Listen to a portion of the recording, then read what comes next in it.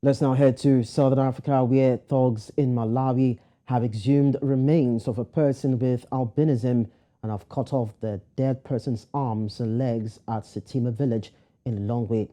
According to the president of the Association of Persons with Albinism in Malawi, Young Muhamba, a group of women who went to the graveyard to fetch firewood discovered the mutilated body. In Malawi, persons with albinism live in fear of being abducted or killed by people who use the bones for charms or ritual purposes.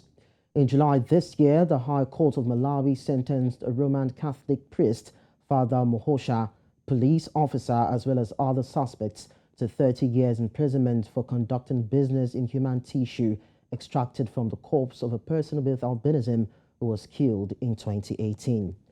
To speak more on this, we are joined by Charles Pensulo, a freelance journalist in Malawi. Charles, thanks for joining us on the news. Charles, I can barely hear you.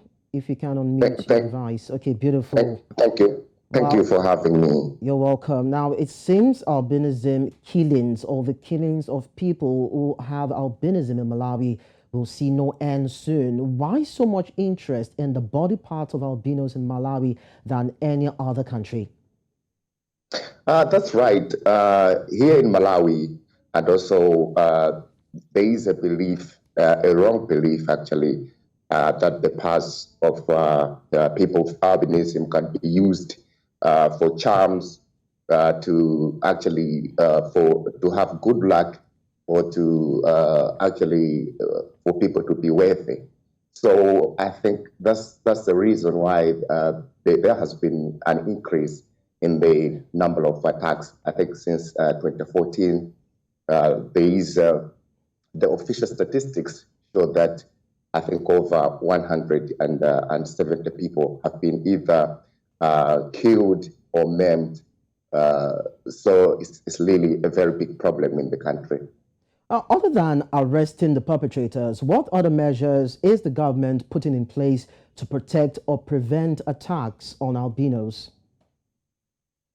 Right. So I think, like you've said, we've seen people being charged, maybe life in prison, or being given very harsh sentences.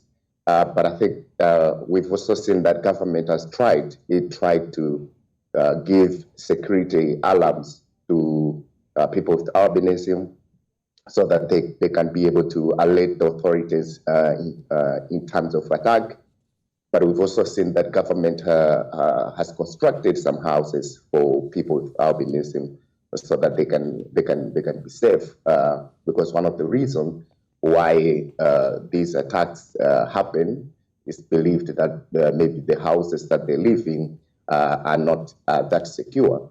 But I think what we've seen is that that has done very little to stop the attacks from happening.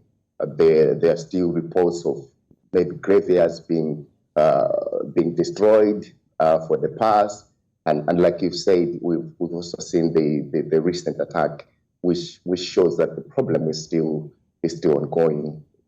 And what about the judiciary? Would you say that the justice system is doing enough to send a message to the perpetrators in terms of arrest, sentencing, or passing a verdict? Yes, I think the judiciary has done much.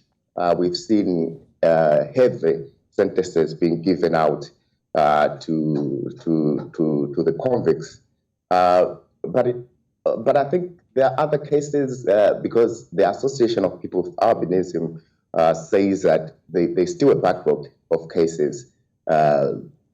So I think it's both ways. It's doing enough, but there's so much that can be done to make sure that the people with albinism are protected. Well, Charles, talking about doing so much, in your own opinion, what do you think can be done to at least stem the tide and ensure that these people are protected, because they live in communities and their lives are at risk as we speak?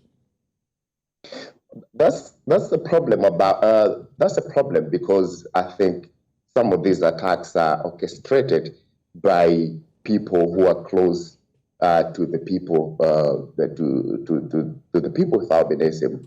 So I think it becomes very, very difficult to to actually protect them, because those people that are close to them are the ones that are also involved in the planning of the attacks.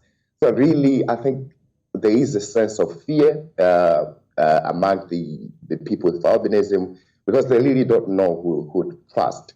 And also there's been questions whether there is enough is being done when it comes to policing to make sure that these people are protected, because I think the system itself has also got problems, issues of logistics, transport to be able to reach the victims whenever they're in danger. So I think there are so many problems when it comes to protecting people with albinism in the communities.